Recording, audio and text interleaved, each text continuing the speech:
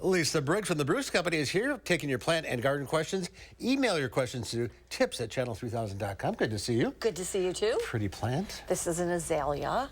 So you all know you're either you're going to someone's house for Thanksgiving, or you're going to host, and it's nice to have some plants in. So it makes a good hostess gift. We've got some great things at the garden center, but the azaleas are really pretty. Yeah, plants are. They'll last a long time. Plants are nice. Yeah. All right, we got questions. Let's start with Lisa from Judah. Does it take a while to get the berries from a crabapple tree? I have a prairie fire and a royal raindrops. Are less than 5 years old. Okay, so prairie fire do take a long time to set fruit. They're what I call like a mingy crabapple. When they're young, they don't look great. Royal raindrops, you should have fruit on sooner though. I would say for royal raindrops, 3 years.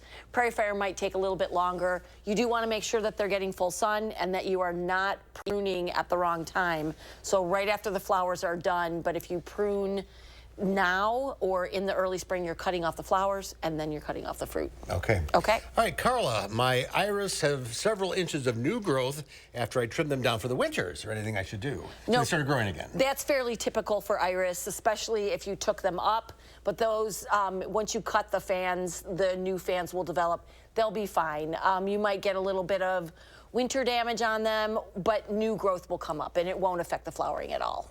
It's normal. It's normal. All right.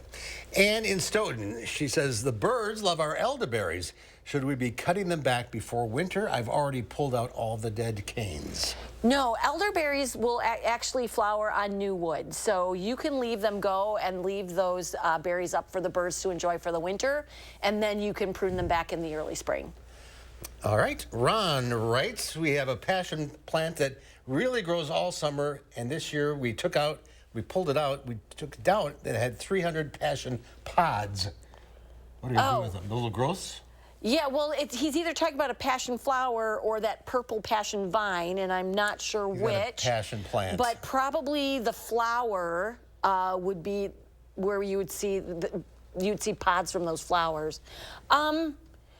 Yeah, you could do some seeds and sow some seeds and see what happens. It might be kind of a fun experiment for the winter. See what happens. See what happens, yeah. All right, Gina in Deerfield, this year I have lots of catnip that's been growing all over the rural area. Can I cut these down next year, and can they be dried for cats? Curious mainly if it'll come back at all. Yeah, some cat mints or catnips are more attractive to cats than others, so maybe try some of the leaves when they're fresh and see if the cats like them. If they do, then yeah, you could go ahead and either dry them, cut them back, and hang them upside down, and then store the dried leaves in a Ziploc bag in your freezer. Will keep them, keep the oils the most vibrant for the cats. Doug wants to know, when we trim our knockout roses, should we trim them now or in the spring?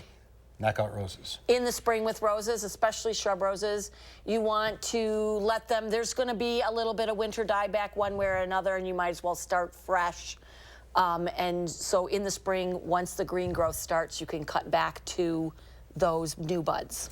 Stephen has a banana plant. Oh, yikes, okay. Leaves turning brown. Any suggestions? Okay, so I'm hoping his banana plant is inside.